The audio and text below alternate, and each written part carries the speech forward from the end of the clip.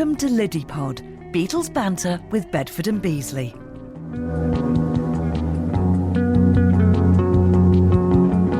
Dave, the listeners don't need to know what we've just done because they know every time what we just done. We just had breakfast. Oh yeah, but we've got to talk about the breakfast. We are on Lark Lane, and I looked at your full English and thought yes, but when I saw French toast, I said, so I had French toast, drizzled in maple syrup with fresh fruit. As long as my diabetic nurse isn't listening to this, I'm okay. Otherwise, we're going to get to Yeah, we're on a place called the Bookbinder on Lark Lane, right down the bottom end of Lark Lane, by Sefton Park. Yeah, and it's absolutely fabulous. So we were first in, 9:30, knocking on the door. Are you open? It's like we've never been fed. But it's on the day we're meeting, which is in mid-February. Yep. It's freezing, absolutely freezing outside. Well, I mean, to say freezing, anyone listening from cold countries will realise it's not really freezing. No, it's just it is to the Brits. It's really quite cold. we just nesh. So Dave, good to see you again. Yep. November, I think, was the last time we were together. It was. When we had another. Happy Christmas. Happy Christmas. Happy New Year. Happy Chinese New Year. That's just gone as well. Gong Hei Fat Joy. Yeah. So all good with you? All good. All good. Yeah. Right. So much going on in Beatle world, isn't it? Do you know what? We were just talking over breakfast, weren't we, about road closures that are coming up in Liverpool connected to the Sam Mendes biopics. Yeah, because that's coming up. There's been a lot of publishing. Every week there's another star getting announced. Yeah. I'm obviously I can't talk about my part in this yet, mainly because it doesn't exist. But it's making big news, isn't it? And it is. Yeah. All by Paul's house at 4th Lane Road and Menlove Avenue. It is. It really is. I mean, it was funny actually, and I'll protect the innocent here. But I was doing a private tour, much the same as what you do, Dave. Yeah. And we were at Paul's house. We're at John's house. And there was a group coming out, and I noticed there were lots of National Trust people around with lanyards on. I said, this is a bit strange. And somebody came over to me and whispered in my ear, the 4 actors are on their way. Oh. And I had a private American family with me, and we were on a timetable, obviously, as you are. You got the driver's got commitments and everything else. So I thought, if I tell them, they'll probably say, let's stay. Of course. And it'll wreck the tour. If I don't tell them, they'll never know. So I took the latter decision, didn't tell them. Yeah. And none of us saw the actors. Saying that, I think the photos that have been out quite recently, where they're dressed and shaped like the Beatles, makes them look a bit more like them. Yeah. When they announced them, I mean, they look nothing like them. Because the thing is, when they announced them, obviously, media was just using, the shots that they had of them, which inevitably, none of them have played the Beatles before, so why would they look like them? You know. So, but yeah, you're right. Now that they are beginning to be seen as the Beatles, then you can start to believe it a little bit more, can't you? A little bit, which is great. But yeah, so the as we speak, and probably by the time this podcast comes out, the film is about to take place at 4th Lane Road and at Mendips as well. So that'll be exciting, when because it's always exciting, isn't it, Dave? When you see a film crew, whatever the film, even if the film is just an advert, it doesn't matter. There's always a certain excitement around when there's a film crew. So obviously, with the film crews turning up at 4th Lane Road and Mendips, it's going to start the whole exciting ball. There's going to be a buzz. There's going to be a lot of news. And there'll be all those stories on today. We saw Paul Mescal in KFC on Allen Road. All those stories. Which is nice now it's open there. Yeah, I've been there actually. Yeah. We're not doing an advert for KFC, but it's quite nice actually. We're back onto food again. How does that always happen? So all those little stories will be around, won't they? About we saw this person in this place. Yeah. They're staying in this hotel. All that sort of thing will happen, which is great. It's really good. I'm still intrigued about how this whole thing is going to pan out at the end of the day. Whenever it comes out, when do you think it'll be out? I think 28. 28. And they're talking about, and of course it's 4 films, so we've got 4 separate films and things. I'm intrigued. I have complete faith in Sam Mendes. I'm sure he's going to do a good job, but I'm intrigued as to how they're going to intertwine them without being repetitive. Yeah, exactly. You know? And I think the continuity person has got a job on their hands here. Best of luck to you know, them. because you can imagine, you know, John and Paul on the bus together. It's the Paul story. Yeah. John gets off, Paul stays on, but then the John story will carry on with him off the bus, but doing what he, all that sort of thing of meshing together. I think it's going to be really interesting. Yeah, I mean, as you say, Sam Mendes, he knows what he's doing. And the only way I can think is maybe that the key events will overlap, but maybe because there's so many events to cover in Beatles history. Yeah. Does it mean they can cover more events? Yes, but because they've got 4 movies. Yeah. Or it's a good, because they can't be repetitive. They can't have the same type of scene in all 4 movies. They've got, so that's, you know, if the movie's let's say for sake of argument, it's 2 hours long. You've got 8 hours of movie time to tell the story of 13, 14 years, haven't you? Really, you know, so it's going to be interesting. Yeah. It's going to be interesting. And how much of the early years they're going to cover? And of course, obviously, Ringo's part in the story from a Beatles point of view doesn't start till August 62. Yeah. Whereas John starts back in 1956 with the Quarrymen. Yeah. Paul and George from 57. Yeah. So how are they going to cover that? How are they going to do it? Yeah. It's going to be so interesting. Yeah. Are they going to include important people like Alan Williams, Lord Woodbine, Mona Best? Yeah. Now, what about Rory from the Hurricanes, for Ringo especially? Yeah. Are they going to include all of that? Or is that just going to be, like with a lot of Beatles history, like an anthology, which we'll mention in a moment? Well, we'll give it a little of a nod, but we'll cover over that because the Beatles story, in their eyes, starts in August 62 as the Fab Four, and becomes a Fab Four set of Fab Four films, and biopics. Yeah. It's going to be interesting, but we leave it in the hands of Sam Mendes, and grateful we don't have to come up with the ideas. But we'll see. Talking about movies, Dave. Yes. Moving seamlessly on. Well, I love that. And you mentioned Lord Woodbine there as well. Yes. You have just put into the can your movie, haven't you, Dave? No, I can't speak about that. No. Who do you think you are, Sam Mendes? Yeah, no, we've just finished 3 weeks of filming. Yeah. Can't reveal too much yet, because there will be publicity, and we'll cover this in future episodes. But first drama I've ever worked on, which is really interesting. And project title is Blackbird, and we're going to be covering some of the Lord Woodbine story. That's interesting, because that's a part of the Beatles story, and there'll be people listening to this who go, Lord Woodbine? What? Who's this? Do you remember the House of Lords?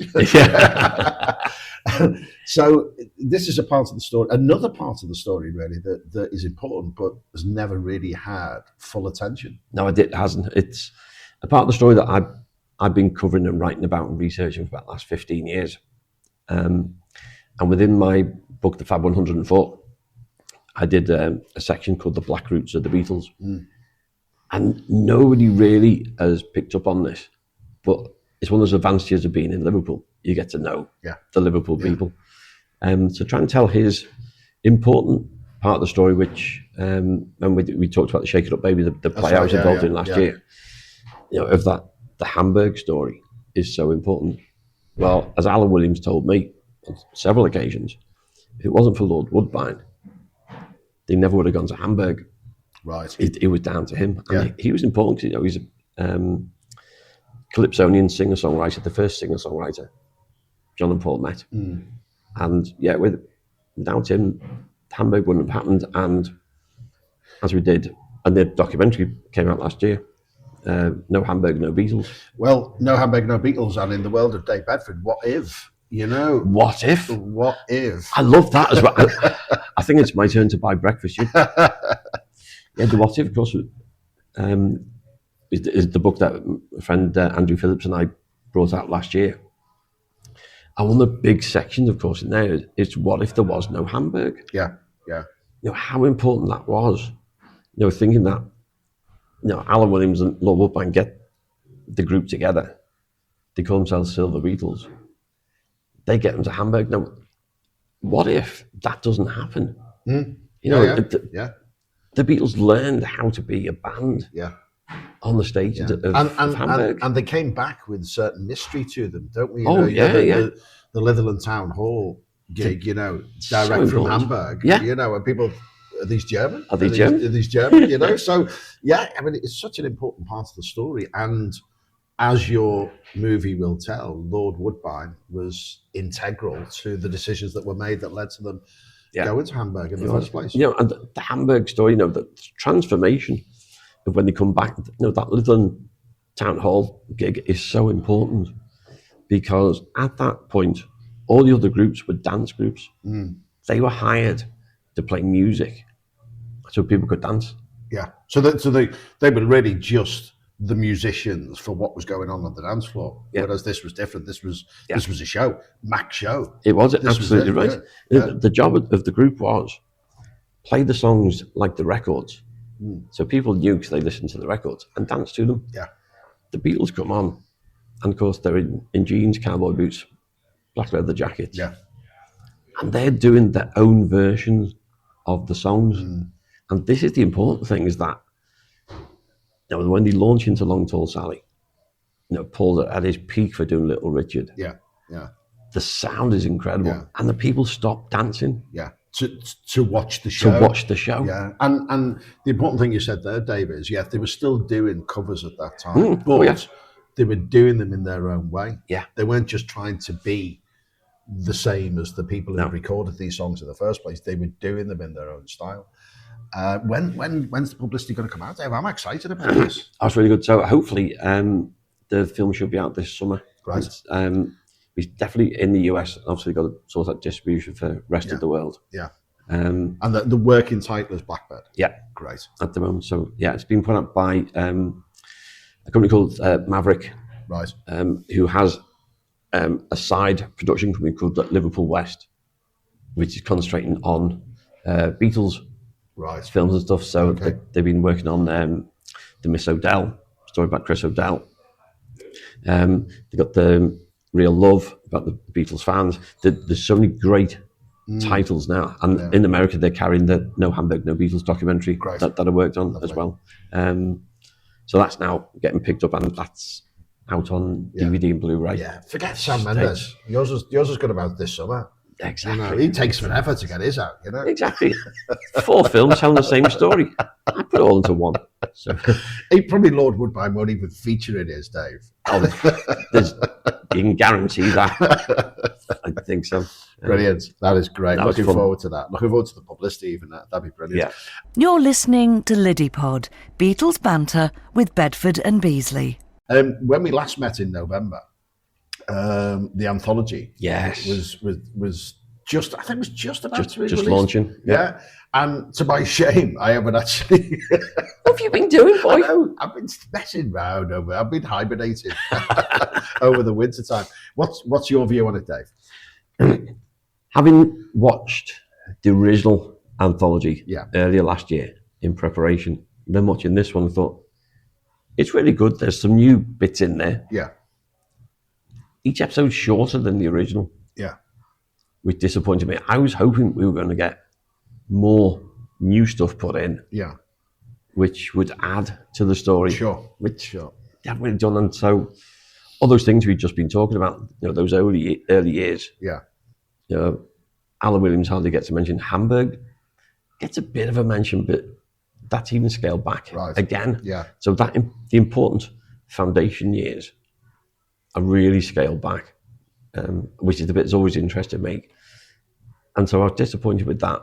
And there wasn't anything really great in there. They've added the new episode in, which covers a little bit of post-Beatles and making of now and then. Yeah. So that, but which was nice. Yeah. Yeah. But for anybody who's got the original, I think the original's better. Right. Okay. Apart from obviously the extra episode. So it's one of those opportunities missed for me. Yeah. I think with all the hundreds of hours of filming they must have with the Beatles themselves, with Neil Aspinall and the others, it would have been nice to add some more of that into the story, but it's not there. Wasn't to be. Yeah, is it on Disney? It's on Disney Plus, in the UK. Yeah. It's. I mean, I will go and have a look at it. It's just time has passed me by. But that's interesting to hear that. Yeah, interesting. And maybe an opportunity missed. Yeah. But, another piece in the jigsaw, maybe not a big piece, but another piece in the jigsaw, really. I've got the jigsaw, and there's so many gaps in it. You're going to fill those gaps, though, Dave. It gives me something to do. Piece by piece, you will fill those gaps. Brilliant. What else has been happening, Dave? Isn't that enough? No, that's been fun. There's been lots going on. Yeah. And it's the great thing we keep saying every time, isn't it? The Beatles broke up in 1970. And we're still talking about new projects all the time. Yeah, I mean, this is the thing, isn't it? And I think we've mentioned this before, that, people say to me, and say to you, I'm sure working in tourism in Liverpool, that, surely it's just going to die out. Yeah. Now, the thing I always quote to them is, well, if you go to Stratford on Avon, funnily enough, people are still talking about Shakespeare. Yep. 400 years on, so... no, it's not going to die out. And as long as the media, the Sam Mendes of the world, the Dave Bedfords of the world, keep bringing this stuff out, people will still be intrigued with it, And that's the great thing. And, Ringo and Paul are still doing stuff. Which is amazing. They're still performing. Yeah. They're still doing stuff, so... and it won't end when, sadly, they pass away. It'll carry on. And...